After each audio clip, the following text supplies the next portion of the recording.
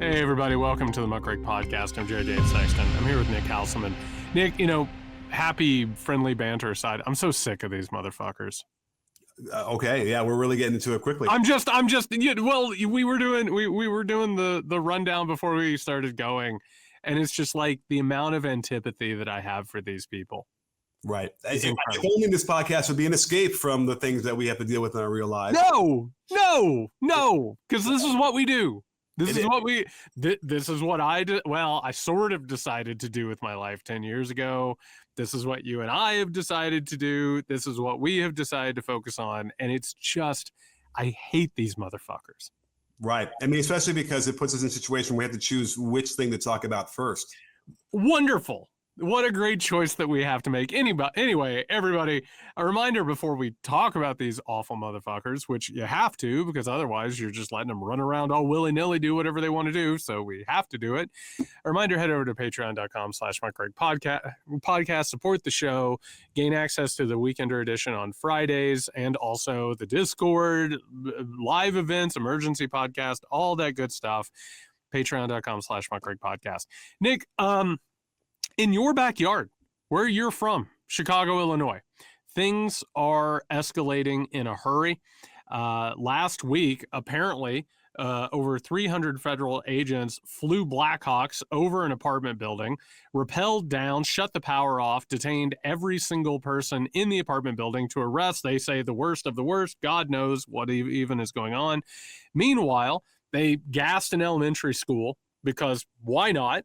We're seeing one video after another of residents showing up and fighting them, thank God. But on the heels of all that, Governor J.B. Pritzker has announced that Donald Trump has informed him he's going to send over 400 National Guard members from the state of Texas without any authorization. This is a big, giant mess. And when we started talking about the Trump regime going into Chicago, we said we thought that this might be one of those flashpoints where this thing might start to grow and get really, really ugly. There is the main problem, of course, with the fascist regime, and then there are some other cascading problems that I'm going to talk about in just a moment. But how's this feel to you? This is your hometown. This is your home turf. This shit is going down. It's escalating. It's getting worse. And now we have this new component of Trump getting ready to send in all these guardsmen from Texas.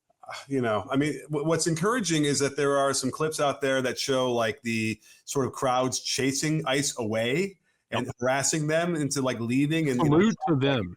They're profiling people and grabbing people, and then they kind of end up maybe letting the one guy go and leaving. And I think we need to develop something even more robust than that. Now, obviously, it can't be violent, but we need to figure out as citizens ways to have more agency in that, where we can figure out ways that you can harass them enough where they're going to leave. And I'm not saying anybody should be violent with this, but it's like, if we can figure out more ways of that, then that'd be great. The problem also is that ICE clearly is not trained properly. They have no idea, just like we're worried about National Guard going in and trying to be police without that kind of training. ICE clearly does not have any training in what they need to be doing. And it's frightening because people are dying, officially dying in a number of ways, either in detention or in the midst of trying to detain people. They're throwing tear gas in the middle of, traffic jams. Like that's what they're up to now, That's what's going on here, and it's going to get worse. I mean, we saw somebody, supposedly a civilian pulled a gun on one of them, and they're pulling guns on everybody and smiling about it, So if we only had an operating Department of Justice that understood what their job was supposed to be, they would be hauled in front of. If we had a Congress that was supposed to be doing what they were supposed to be doing, people would be hauled up in front of Congress and explaining themselves in a hurry, and it's not happening. First of all, these people need to go to jail. Yeah. There's no other way to put it. The people who are committing these offenses, they need to go to jail. There's a larger conversation. You kind of broached into it, the idea of violence. That's a conversation for a different day. What this requires, what it legitimizes, that's a different conversation for a different day. I think what we're seeing here, and then we'll get into the larger systemic implications in just a moment. Nick, them rappelling down from a Blackhawk and shutting down the power in an apartment building and detaining all of the citizens. To make this clear, this is the training that Donald Trump was talking about. They are learning how to be a domestic military that can take out entire buildings and blocks. And that type of stuff, it's not going to just be limited to Chicago. The reason why they're carrying out ops like this is to learn how to carry out ops like this. And to go from, just randomly stopping people or showing up at a farm and just rounding people up or hearing someone speak Spanish and then disappearing them, all of those things are awful. They're all absolutely terrible, and they are not above board, and they should suffer consequences for all these things. This is an escalation into the next step of this thing, which is dealing with a domestic fascistic military. And to watch this take place and then start to see the other things break down, and I want to talk about those in just a second. Basically, what we're dealing with right now, I want to make it very, very clear, and this is something we've talked about, but I don't think it's been said explicitly. Liberal democracy was set up in a very specific way in order to curtail things like this. I'm not telling you the founders were perfect. They were so far from perfect that doesn't even factor into it. But the system that we have been living in is the exact opposite of what this is. There have been crimes committed against the people. There have been so many abuses committed against the people. It hasn't worked perfectly, but this is in the exact opposite contrarian position to what liberal democracy was intended to be. Not that it always worked that way, but this right here is the exact opposite of what it was intended to be. Yeah, and there's a lot of facets to this that make it even worse. The first one is, and by the way, how do ICE people have any kind of know how to rappel out of a Blackhawk helicopter into doing this? Oh, they've been training for this. They've been good boys. They've been training for it. So it's probably like DHS and Christy Noma's involved. And the point of that is, I know what it looked like because I saw a video. Do you know where I saw this video, Jared? I saw this on Christy Nome's feed. They have a professional video crew with them filming this stuff and editing these videos showing them doing this. That's what's even crazy about that. I saw this thing where you can see the Blackhawks, you see them propelling and coming out and when I'm bringing people out. They're celebrating this as an example of a propaganda. That's what's really horrible about all this stuff. It's not even like they're doing this because, they found, they had 37 people they arrested and they found 2 people who were quote unquote gang members, but there's no proof that they're like trained Aragua gang members like they're looking for. What's even worse is I saw some reporting that indicated that the person who owns the building is who called the ICE people in. Because remember, how did they target that building, right? You know how many buildings there are in Chicago? Apartment buildings? A couple. Yeah, that are just like that, right? How did they pick this one? And I got to tell you, there's compelling. the facts are that this guy was a slumlord and was not keeping this building up, and they were treating the people who were living there like absolute, terrible conditions. And it was also in the process of going bankrupt and being foreclosed upon. I got to tell you, a building like that in a neighborhood like that is more valuable when there's nobody living in it. Sure. And so those are all facts, right? If you want to put them together, it's up to you. But imagine that that's what's going on here is that this guy now needs to sell this building and he's going under and he needs to get it cleared. He'll just call ICE on them and knowing that they'll clear it out. And then, he'll get a better deal on the building. That's how horrible and despicable this could very well be. That's the ugliness of it. Is how many people are going to use this developing apparatus as a way to, get some money in their pocket. It goes back to what we were saying about how they were going to try and turn the immigrant class into not just a subordinate class, but like an even lower, sort of exploitative class, which is like, oh, you have somebody on your crew who says, hey, you're not actually paying me the money that you promised me. You call ICE and they come along and they take care of it. So the capitalist part of this is absolutely important. And what you brought up in terms of content, a reminder of what we were talking about last week when we were going over the whole military kerfuffle bullshit parade. What was that, Nick? It was the fact that these people, they're not serious people. They're doing serious things because they're podcasters, they're TV personalities, they're content creators. And so they're doing things. And really, if you sit down and look at it, there's a natural line from some bullshit like Mr. Beast, putting someone in a house on fire back to the days where people are making content that, gets clicks and likes and all of that. It is the capitalist work ethic and incentive structure that creates this in the first place. And the next thing you know, you suddenly have a group that is learning how to be a domestic super military force. And now all of these things that were put in place to not make this happen.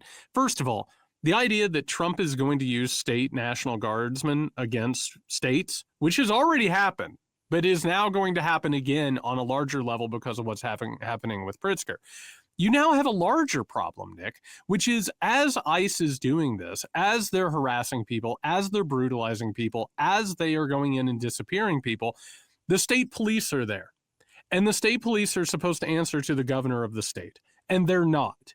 So Pritzker's just like, the people need to take videos of this, and that's the way we'll take care of it. Meanwhile, the question is, Pritzker could go ahead and mobilize the Illinois National Guard in order to stand up against ICE and his own state police.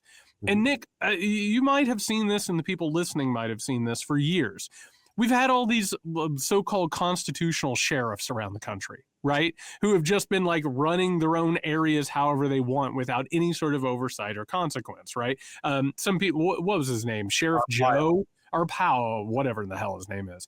Guys like that were around for a long time. And what did that do? It started to crack the checks and balances that were supposed to be in place, right? And later on, unfortunately, based on another story, we're going to have to bring up, January 20th or January 6th again. Here we have another situation where a governor is literally looking at a constitutional crisis. I don't think that Pritzker is going to mobilize the state National Guard in order to stand against ICE and his own state police. But I can tell you, sure as shit, you're not supposed to be in situations like this. Right. You're not supposed to be in moments where this chain of command and the checks and balances come into play. And if you look at the major cities and you look at the ones that are being attacked, and, Portland, thank God they just had a stay with a judge. God knows if that'll last. Things are cracking up. That's the point here, is that we're starting to see that the fissures aren't just fissures. They're actually cracking the edifice of what has been in place. Well, I think that distills it in a really great way because, like, for instance, when the federal judge blocks Oregon National Guard from going in, then the end around for the Trump administration is like, oh, we'll just take him from California. Yeah, cool. He didn't figure that one out, or she didn't figure that one out. And it's like, it's childlike in that notion because that one got denied by the judge faster than the first one. And here we have, Texas going into Illinois. At some point, the worry will have to be that there will be National Guard troops who will refuse to do this as they recognize that it's not constitutional, or they're getting played as pawns in the middle of all this stuff. So the bigger issue I see, and it even goes back to what like Newsom's trying to do right now on this, there's a single ballot coming out soon about redistricting in California, is that the Democrats are going to try and play fair. So would Pritzker, go against any kind of norms or whatever to try and stand up for his state? Like, no, he is going to follow the rule of law to give him the moral superiority in all of this. But you can't win in that situation when you have another party that will violate every one of those things in a heartbeat. And that's the worry. So, Newsom, rather than just push it through and force the legislation to do redistricting, he's going to put it on a ballot. It might not pass, and then that might destroy any kind of hopes he had on the national stage when it'd be humiliating for him. So, it's really frustrating to see. And again, am I advocating for lawlessness and violating the Constitution? I don't know what I'm supposed to say at that point because one party is doing it and they're getting away with it. And that is the cycle that always ends up happening when you have this authoritarian slide. Is eventually all these rules are made up. It's Tinkerbell. Tinkerbell doesn't exist if people don't believe in Tinkerbell. So liberal democracy doesn't exist if the people don't play by the rules that have been set out. And they haven't played by the rules for a very long time. And every time somebody's like, oh, Trump this, Trump that, I'm like, the 2000 election was stolen. Right. I don't know what to say to people. This has been going on for so long. And it's the equivalent of you're doing an unhealthy behavior and eventually there's an unhealthy outcome. And so now we're literally talking about whether or not a governor of a state can even keep his own state police under control. Mm-hmm. The largest city in the state at this point has been not only invaded by the federal government, it's been taken over by the federal government.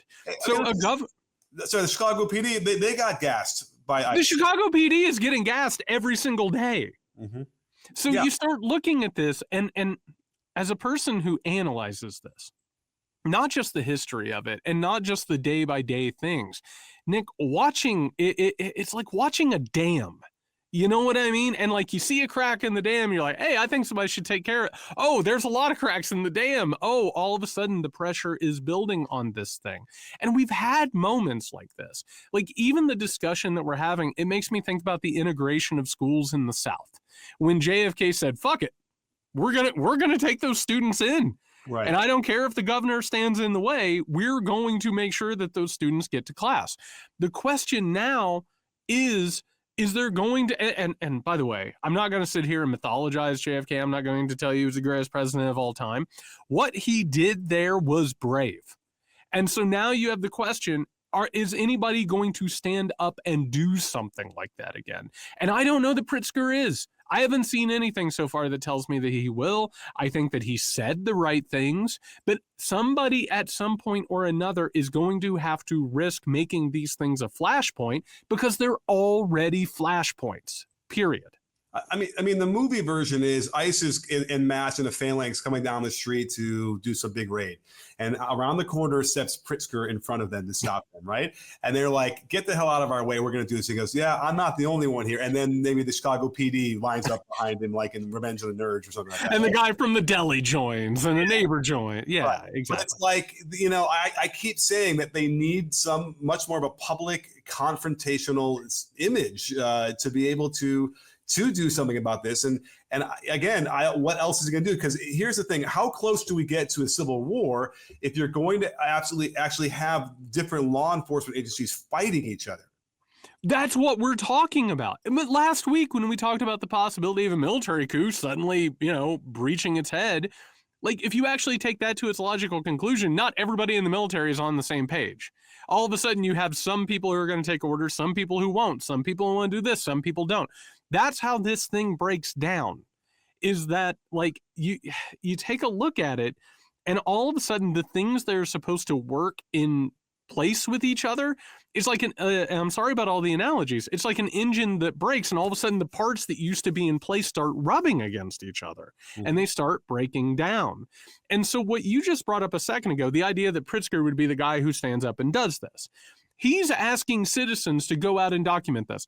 Have you seen a video of ICE manhandling somebody who's videotaping them? Absolutely you have. Yeah. So now all of a sudden, we're asking regular people, and I've seen the video, you've seen the video of where ICE is getting ready to disappear somebody, and like people come out and they're like, we're not letting this happen. And they actually get physical with ICE. There was another one I just saw, I can't remember where I saw it. There were workers up on a roof and the neighborhood showed up and said, no, you're not going to do this, and actually flattened the tires. So if this is going to be a thing where the leaders who need to be out in front of this aren't going to do it, then that means the people are going to do it. And I've seen so much bravery from Angelenos. I mean, what Chicagoans are doing right now is incredible. The Portland people are showing up in ways that are like incredibly brave. So if that's what's going to end up happening, then you're not going to have that friction between the different powers that need to come to a head. You're going to have state power and people. And I keep talking about organizing and I keep talking about collective action. And I still think that's important. I still think people need to tell ICE to get the fuck out of their neighborhoods. And I'm so in awe of the bravery of these people.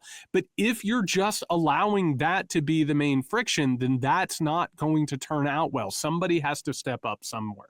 Right. And it's worth bringing this up. I wanted to play a soundbite from non-friend of the breakdown, friend of the pod, Stephen Miller. Enemy of the pod, Stephen Miller. Yes. Because you have to understand what they're trying to do to rally the people on their side, which, again, there's this notion that because somebody might not be here, they're undocumented immigrants in this country, that they are criminals and they don't have any rights and they deserve to be treated any way they want to be, that the ICE wants to treat them, right? Like that's it's deserved. Ignore due process, ignore, innocence until proven guilty, any of those things. So here is how Stephen Miller is categorizing it. And you have to imagine that as he's saying this, there is a significant part of the country that is nodding their head alongside when they hear it. Do you have any idea how much of ICE's workforce and resources have had to be reprioritized? How much of the Joint Terrorism Task Force's resources have had to be reprioritized to fight these domestic terrorists? Do you have any idea how many resources are spent Stephen, you keep trying calling to them hunt down and terrorists, but track isn't that each and every... hyperbolic to call them terrorists? What is... If anything, I'm understating the severity of the situation. What issue was more central in 2024 than turning back the border invasion? And since the day we came in, ICE officers have been subjected to a nonstop campaign of physical violence and harassment every single day. And outside the Portland field office in particular, every night, they come, they assemble, they fight, they try to impede movement, they physically attack. For what purpose? Because we had an election, Boris, we had one. What's the purpose? To use actual physical violence to change the result of the election, to say you cannot turn back the border invasion. Oh, God. Well, he kind of sounds like a mix between like Kate Hepburn and Ethel Merman, don't you think? He sucks. Oh, my God, he sucks. And by the way, we talk about this, but sometimes it needs to be said. Donald Trump is not well. Donald Trump has no idea what the hell is going on. Donald Trump is off in Donald Trump la la land. Period. He is a mad king, and he is falling apart and decomposing in front of our eyes. The fact that a rat like Stephen Miller could figure out that he could have so much sway, like this walking, talking cesspool, that he could he's in charge of the possible war against Venezuela, Nick. He's in charge of all of this shit. Like, to watch him, and what is he saying? The idea that trying to stop a paramilitary force from like taking people and doing God knows what to them, that's trying to change the results of an election.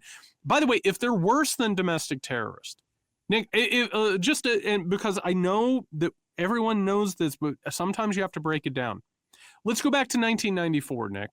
You are standing outside of the Alfred P. Murrah building, right? Mm-hmm. And Timothy McVeigh comes out with the rental truck, and he's standing there.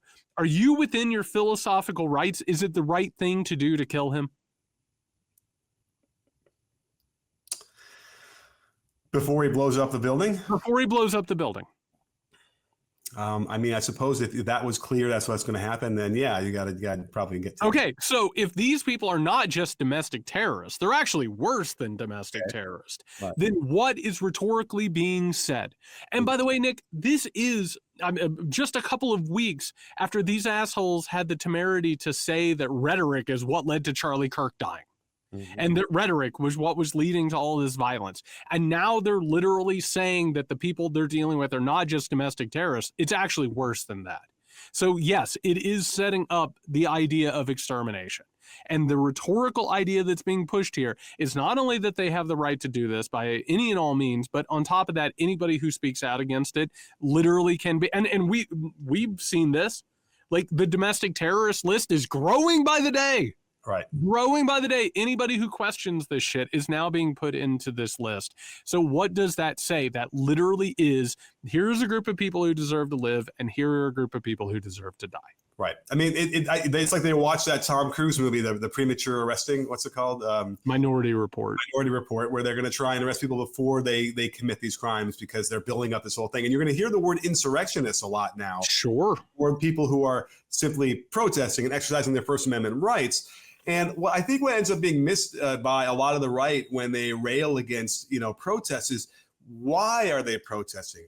What could possibly make people, everyday ordinary citizens, that upset that they are willing to risk their health to go and make their point in front of ICE and at night in Portland, where these ICE people are just knocking them down and injuring them and then arresting them for doing nothing, right? I've seen 6 or 7 of these things where they're sitting there and they're protesting. At some point after 30, 40 seconds, they decide, okay, we're just going to arrest them, throw them down, potentially injure them, and then take them away. But then no one ever wants to reflect at all on the fact that, like, here's this. Don't you think if ICE stopped patrolling streets in Portland that they would stop protesting? I mean, there have been protests that haven't caused any problems in Portland for years. It is a hotbed of protests, but it hasn't caused any problems. There have been flare-ups the same way there have been flare-ups anywhere else. But yes, ICE being there and federal troops being there, it absolutely exacerbates the problem. Right. And they want that. That's the problem. They want That's that. the problem. That's why I have to be worried about calling for anything other than like what you mentioned. They took the air out of the tires and they were intimidating the ICE agents. I mean, listen, we can't deny that there were shots fired. And I suppose in Dallas, it was at the ICE agents. They fucking missed. I don't know that. I don't know that for sure. You don't know that for sure? Okay. Whatever that is. Because that's what they're trumping, right? They're trumpeting that where look how dangerous it is to be an ICE person, right? They're under siege. I haven't seen any evidence of anybody doxing an ICE person. You know, they always have the mask on. You don't even know who they are necessarily a lot of the time. And yet, like that's what they're hiding behind. And I don't buy that either. You know, I'm not so sure that that's an issue as much either. So, but if they ever had to, you know, figure like, how can we solve this? What if we really wanted to solve it? It would be, let's change the policies. Let's stop being so draconian in these measures. Let's get better training for these people. Like that would actually do something. I don't know the training's going to figure it out. I don't know how else to say this. And I'm not meaning to bring the podcast to a screeching halt. I think this is something for us to talk about, not necessarily at length right now, but I think it's important, which is I think that we're reaching an inflection point. I think we're reaching the point where I don't think reform is the answer. I don't know what I can't completely articulate this now, but it feels to me like something is about to happen. Like something really big and triggering is about to happen. And I don't think it's going to be organized. Mm-hmm. I don't think it's going to be entirely focused. One of the reasons I say that, Nick, is because people who are being abused do not like react rationally. Mm-hmm. You know, like you hear those stories about people who have been abused for years and then they suddenly snap. I don't think that what is about to happen is going to be easy or simple or clean. And on top of that, like liberal democracy being challenged this way and the normal avenues like not being there and not even having an opposition party to represent people, like those types of things, it feels right now like this thing is heating up in a hurry, and it feels like we're heading towards something that is not going to be simple or organized or clean. I think that's true. I think because, you know, the No Kings protest is coming up in a week and a half or a couple of weeks, and it's been planned. It's going to be measured. It's going to be all, you know, organized in that sense. That's not probably the place we're going to end up seeing a lot of things. I agree. I think it's going to erupt organically out of something that no one has planned. And again, it's so frustrating to even hear, you know, what they're characterizing people like in Portland is like it's some sort of Soros-backed, you know, paid agitators, whatever. By the way, we now have both seen the movie from Paul Thomas Anderson. And what, not to really ruin it, it's just part of the thing is at some point you do see that the authorities are the ones who instigate more of a riot during a protest by, you know, having a plant in the crowd. Yeah. The person I was with turned to me and said, do you think that's something that's real? Like that would happen? And I'm like, oh, it's happened before for sure. Yeah. Absolutely. Right. And by the way, it's what the right argues about January 6th, right? They're saying that they instigated it, you know, for to incriminate them, just like, you know, on the left side. So, you know, that's another worry is that they're going to end up doing it that way. And it's going to be instigated by ICE or by the administration. Well, speaking of January 6th, Nick, we got to talk about this breaking story. It happened right before we got ready to record. Kash Patel and Dan Bongino hurried off to Congress in order to brief all of the Republican senators and Congress people, telling them, oh my God, Special Investigator Jack Smith surveilled GOP senators and GOP members during his investigation of the attempted overthrow of the 2020 election. Nick, I have to imagine that this is a huge story and that he needs to be prosecuted. And also, I'm glad they took this seriously and that, you know, they handled it in like a real timely manner as the emergency that it was. I mean, it's almost a dozen Republican senators. And, you know, it's funny, they're using this. So I asked you in the text before we started recording, I said, you know, how long did you think that they've had this piece of paper that shows that he had? From the very beginning that they got in that office. Right. And so this is what they'll do. They'll back pocket this stuff and wait until they need it as a distraction for something else, and then just continue to throw it out there. So Jack Smith will definitely be investigated, and, you know, and he's not in the country anymore. I don't know what the extradition laws are going to end up being if they try and charge him with a crime. I don't know. I bet you Jack Smith might even show up if they want to, question him. Well, I mean, this is where it's going. Also, we're probably a day or two away from a James Comey perp walk at this point. I mean, like, one person was already fired for refusing to do it. They definitely want it. It's political retribution. But I'll go ahead and say, in historical precedent, I'll just say, if you think that the FBI hasn't surveilled members of Congress before, mm-hmm. and under one particular director of the FBI that there wasn't a lot of extra legal surveillance, if you believe that, I don't know what to tell you. Right. If you want to abolish the FBI and we talk about the need to reform the FBI, absolutely, I'm on board to talk about that. But Jack Smith's entire job was to talk about the conspiracy to overthrow the 2020 election. And guess who helped to try and overthrow the 2020 election? Members of the Republican Party. And what did he surveil? Who were they talking to and when were they talking to them? Which, last time I checked, if you're trying to figure out a conspiracy, those are actually some important things to figure out, is who was talking to who. And by the way, was somebody in the White House basically in the middle of that thing? And we know that they were. Mm-hmm. We know beyond a shadow of a doubt that they were. And so looking at this, it is so offensive that this is what's happening. If you want to have a conversation about the FBI and the powers and what it does and what it shouldn't do, I'm all here for this.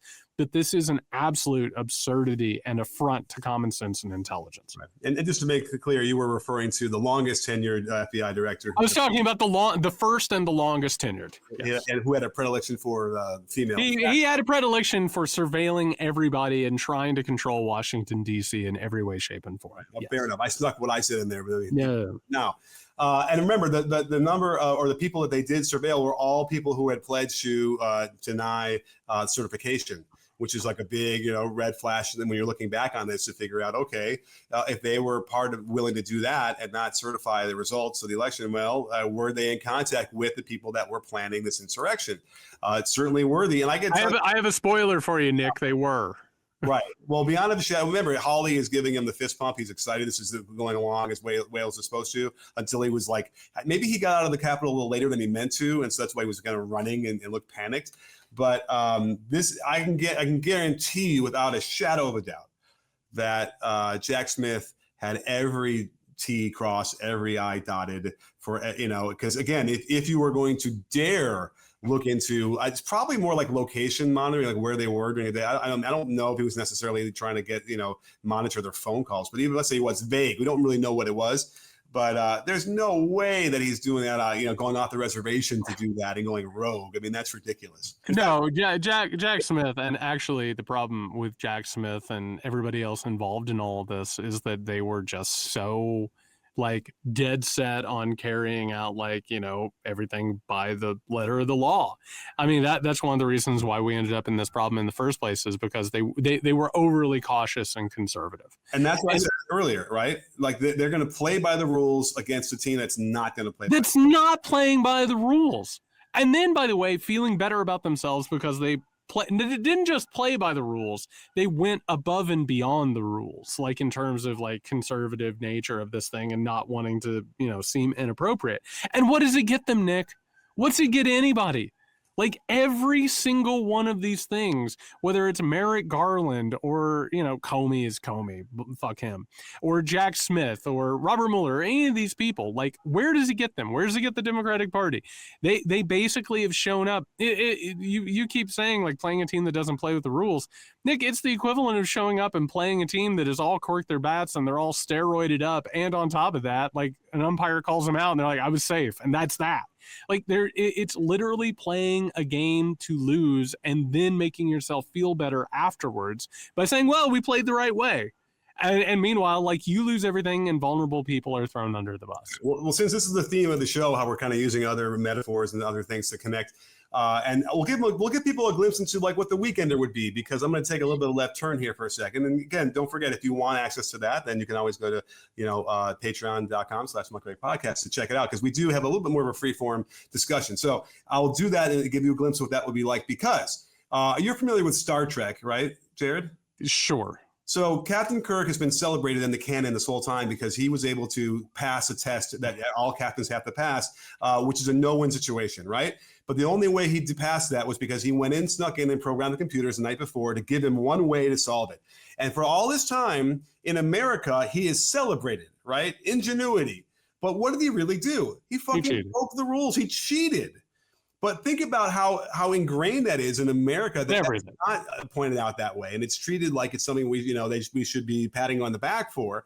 And I kind of feel like that's where the right is tapping into as well. Don't you think? That's what it is. It's ingenuity. Just like Trump had said, he was smart for not paying taxes in that fateful debate against Hillary Clinton. And it's that same idea now, where it was like that's what he's doing to rally support behind them. What has happened, and by the way, like, America has always been not just an individualistic society, it's been a scofflaw society. It's basically the people who get to the top are the people who cheat. And as that has happened, people have gotten excited about it. I mean, like, there's like a saying, it's around like stock cars. If you're not cheating, you're not trying. Right. And the entire thing is, like, if you actually look at fascists breaking liberal democracy, like, they're admired because they have the guts to say these limits can't hold me back. That's the entire thing here. And what they are now showing, and by the way, Stephen Miller, that what he said going back to that, I think is really important, which is the idea that trying to stop them from doing whatever they wanted to do is trying to invalidate an election, which is, we won this election and therefore we deserve to do whatever it is we want to do. They do not see the Constitution as a limitation. They do not see liberal democracy as a limitation. And so they're going for it. And so you look at all the, I mean, like, seriously, like, going after Jack Smith like this, like somebody who like took his job seriously and like tried to investigate this stuff, like, going after him is just more proof that they just don't give a shit about like anything. They don't give a shit about precedent. They don't give a shit about the law. They don't give a shit about anything. And I say that again because I know that there are people from the Democratic Party who listen to this show. So I don't know what to tell you. If you are going to bed at night and resting easily because you feel like you did everything that you could, and meanwhile people are going to die and rights are going to be taken away and all of liberal democracy is going to be eroded and smashed, you're not ready for this. Mm-hmm. You're not made of the sterner stuff. I'm not telling people to go out and cheat. I'm not telling people to go out and break the law. I'm telling people to take that seriously. Because if you're going to play people who don't care about any of those things, and they've made it abundantly clear for over a decade now, really going back to 2000, they've made it clear for a quarter of a century now that they're playing a completely different game. If you're not up to that, if you're not going to at least acknowledge it, and by the way, we're not going to talk about it in depth. Watching Chuck Schumer and Hakeem Jeffries and the Democratic Party react to the government shutdown, weak sauce doesn't even begin to cover. These people are not up to it. These people do not have the stomach for it. They do not have the disposition for it. They do not have the will for it. And if you're not going to do that, do us all a favor and step to the side, because you can't play in this game any longer. I mean, basically what you're calling for is LBJ to come back from the grave and the party, right? Because, he didn't get the Civil Rights Act passed with flowers and roses, handing he did not. And by the way, I mean, Abraham Lincoln did not get the amendment passed, shaking hands. Like, I mean, like, it really is a serious situation. Nick, last thing before we get out of here, we got to talk about this. We'd be remiss if we didn't. Paramount Skydance has completed a buyout of the Free Press, one of the most bullshit publications that the internet has ever seen, for $15 million, and has named Barry Weiss as head of CBS News. That's right. CBS News, one of the hallmarks of American journalism, is now in charge, now has Barry Weiss in charge of it. I have several thoughts about this. What are your reactions to this absolutely disturbing news? I mean, intellectually disingenuous. Being kind. She makes the person that runs the Libs of TikTok account looks like Robert R. Murrow. Edward R. Murrow. Edward. Yeah. It's like, you know what I mean? It makes her sound sane. And it's frustrating because I know people who would probably even say they're somewhat toward the center, who like maybe even listen to Barry Weiss and think, oh, wow, insightful. when it's completely manipulative and, bought out, probably and influenced by a lot of, major propaganda stuff. So it's just power for the course, I guess. And maybe it's the notion that, hey, we can make a lot of money off of the right-wing propaganda. And that's the only thing I can explain it with. Well, and there are two things I want to say about this before we get out of here. First thing first, I talk about the Overton window all the time, and for people, I've gotten an email before. It said, "What's the Overton window?" The Overton window is what is considered normal, and it moves and it shifts. And the Overton window has moved so far to the right that Barry Weiss has become the center, and they forced it to happen. Like, that is like her taking charge of CBS News is now considered something acceptable. That she somehow or another is a rational voice in all of this, even though all of the dumb shit that she said and all of the pain that she has caused.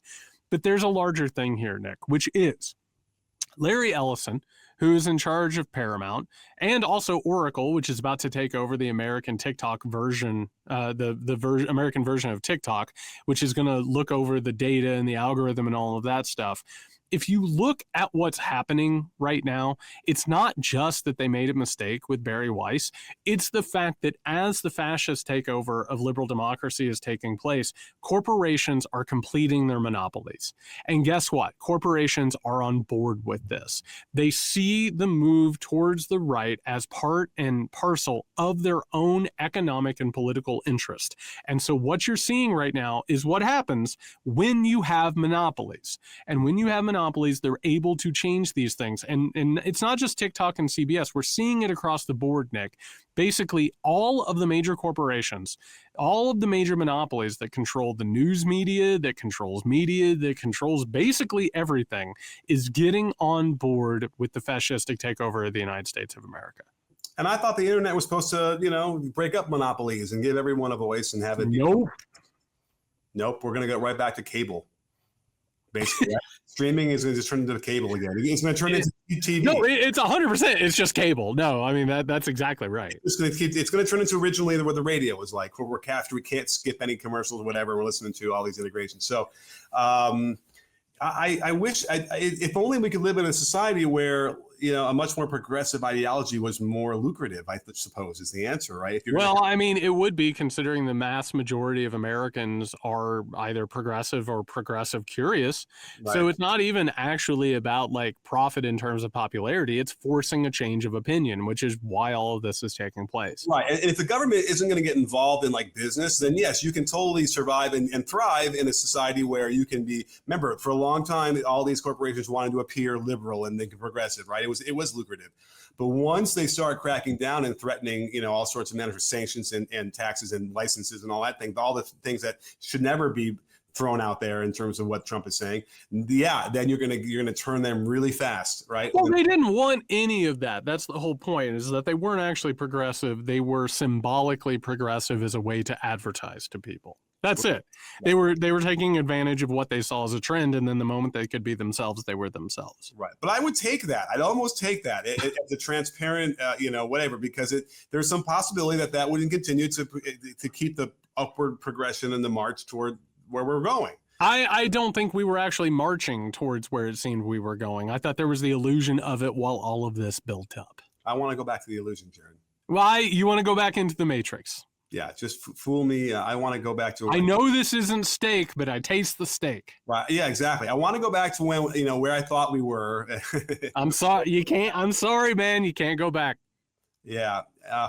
Like I said before, the MAGA crowd, they don't seem to have reflection. They don't sort of think deeply about these things. They could stare at the wall for like an hour and just be like, huh. Part of me does have, I admire that. I wish I would not have self-reflection. I wish I would not try and be thinking of ways to make people's lives better or my life better or how these things can work. I wish I didn't have to do that. It's a burden. And yet we persist. And that is why we're here. My God, I hate these motherfuckers. All right, this was an angry episode of the Muckrake Podcast. We'll be back with the Weekender on Friday. Reminder, head over to patreon.com/Muckrake Podcast in order to gain access to that and also support the show. Tons of other extra content, community features, stuff like that. In the meantime, you can find us over on Blue Sky. Nick is at Nick Hauselman. I'm at JY Sexton. Woo! Be safe.